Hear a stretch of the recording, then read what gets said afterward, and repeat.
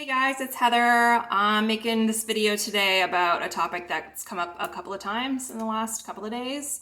And it's a topic that comes up pretty regularly for us as dog trainers and my dog training company, Lead the Way Canine Training.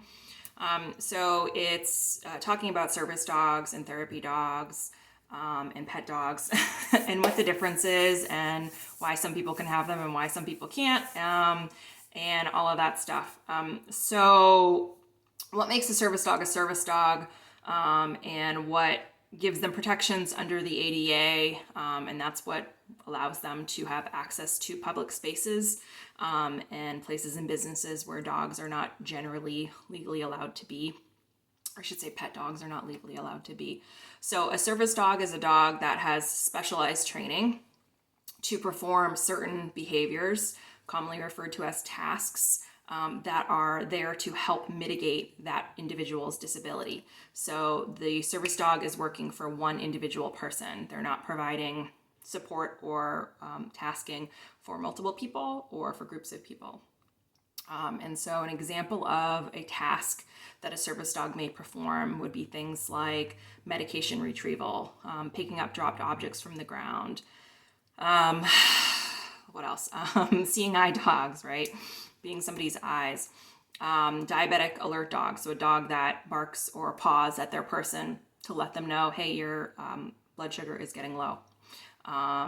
Those types of things. The dog is physically doing something, is performing a behavior, is performing a task that it's been trained to do to help mitigate that person's disability or medical condition. Okay, and so the reason that those dogs that have had this specialized training and that perform those tasks, the reason that they are allowed to be in public places that pet dogs are not is because they're basically classified as medical equipment. So the same way that a wheelchair, an oxygen tank, somebody's medication, a cane, a walker, that kind of stuff, those are medical equipment that are medically necessary to help those people in their day-to-day lives. So that's why dogs are allowed to be in restaurants. Service dogs are allowed to be in restaurants, are allowed to be in stores that serve food, are allowed to be in malls and public places where generally pet dogs are not allowed to be because they are a medical necessity. They are providing a task that is mitigating that person's disability. So I hope that makes sense so far.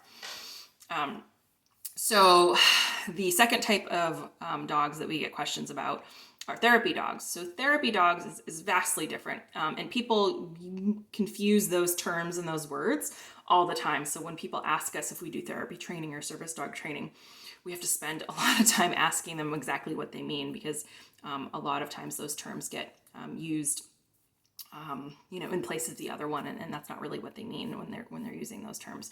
So a therapy dog is a pet dog generally, that has gone through some training as well, but generally, a group class or some private training, and then certified and tested through an organization to become a therapy dog, who then is taken on visits with their handler to places like hospitals to visit with patients, nursing homes to visit with residents, schools sometimes to visit with the students there. I know there's some schools that have therapy dog reading programs, which are awesome.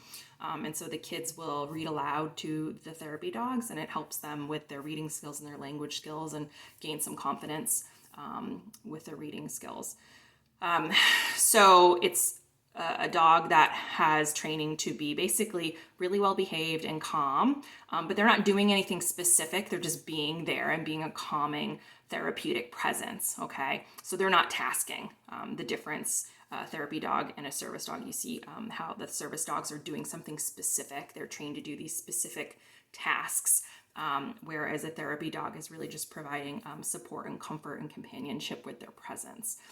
And the therapy dogs do not get public access. They are not granted any special accommodations or privileges, but they are allowed places like hospitals, nursing homes, schools, where pet dogs are not allowed, but only at arranged agreed upon times. So they have appointments, right? They have a therapy dog appointment, and that's generally organized through the organization that they've certified and tested through. and that they're a member of. They have to keep up their dues to be a part of that organization and continue to do their therapy visits. They don't just show up with their dog at the hospital and say, hey, I want to do some therapy visits. It's generally a scheduled appointment, once a week or so for an hour. And that's what a therapy dog does. So they're providing support and comfort and companionship and just, the things that dogs do. They're just great to be around. But they've been invited to those places. Okay. So that's service dogs, that's therapy dogs. And the third category, which doesn't come up as much anymore because they've really kind of changed the kind of benefits of getting your dog classified as this third category, is an emotional support animal, commonly referred to as ESA. So an emotional support animal, basically there's no special training, but your doctor may say, hey, you're kind of anxious. Why don't you get an emotional support animal and see if that brings you comfort and helps you feel better. And so you would go out and get a pet, and your doctor has given you a letter and you now have an emotional support animal. The only benefit to having a pet designated or classified as an emotional support animal is that it gives you access to housing. So if you're renting or trying to rent and you have a pet and they have a no pets policy, if your pet is an emotional support animal, you cannot be denied housing. So years ago, previously, emotional support animals were also given some privileges where they could fly in cabin on an airplane. That's my Roomba just making noise. He just does that sometimes, sorry.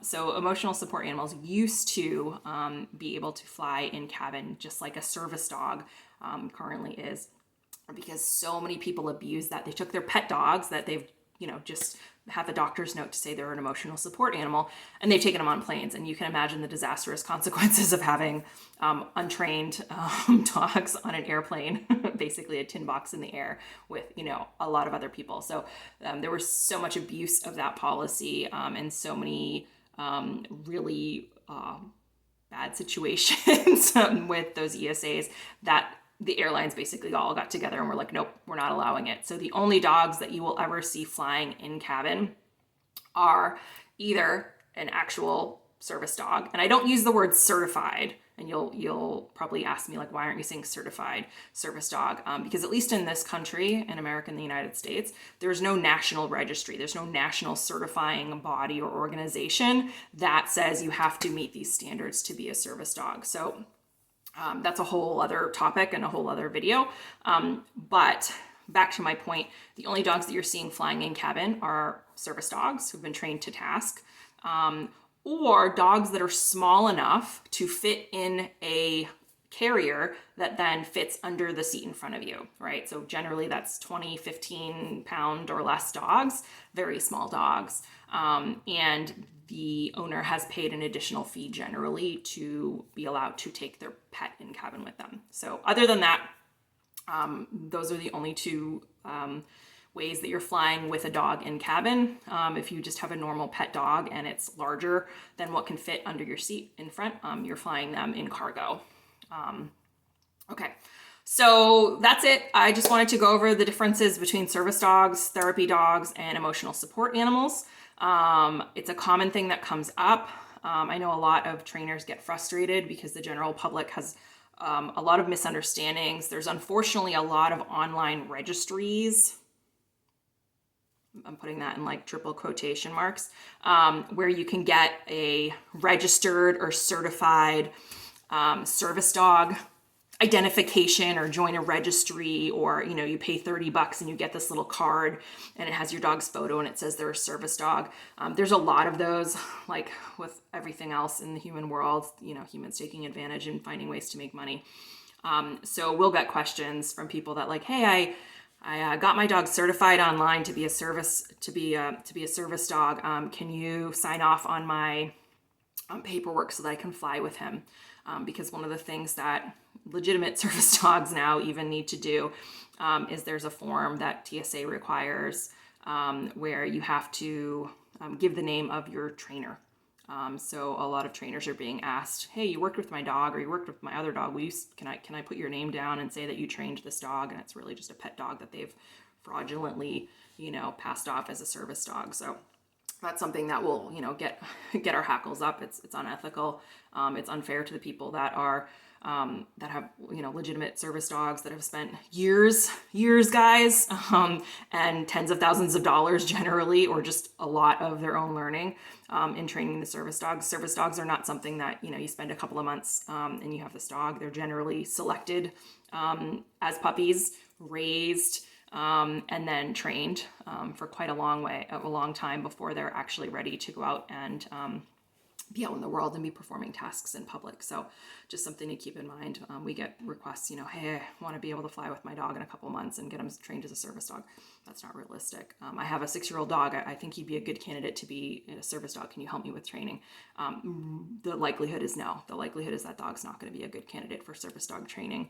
And the easiest way to explain how difficult it is to get a dog through service dog training and have them pass all of the testing and the requirements that they need to be able to do is that there are people out there that are breeding dogs specifically for service dog organizations, and even within those dogs that are specifically selected for generations to be good service dog candidates, within those litters there's only a couple of dogs that really end up being good candidates. And then within that smaller population of puppies that's been selected to go on to service dog training, they don't all make it, right? So it's a very high level of standard. Most dogs, it's just a lot. You're basically asking them to work a really strenuous job, mentally, physically. It's very taxing for most dogs. So if you have a pet dog, I'm sure they're lovely. We would love to help you with obedience training or behavior training. But realistically, it's very unlikely that the dog that you just happen to already have is going to be a good candidate for service dog training. Does it happen? Sure. There's owner-trained service dogs.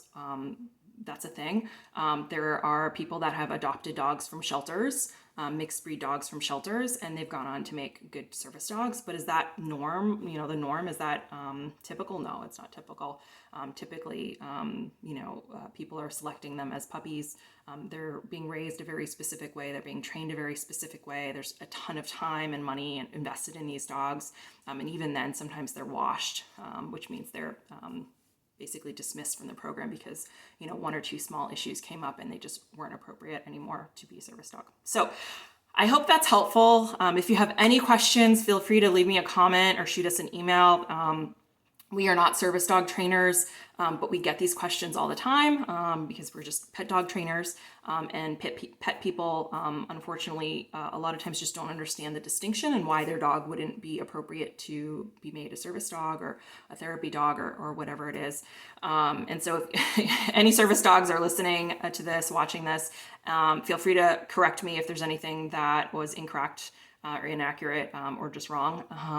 This is just based on my experience and my experience talking to colleagues who are service dog trainers or work with service dog trainers. So anyway, I hope that helps. Hope that answers some questions. Have a great day, guys. Bye.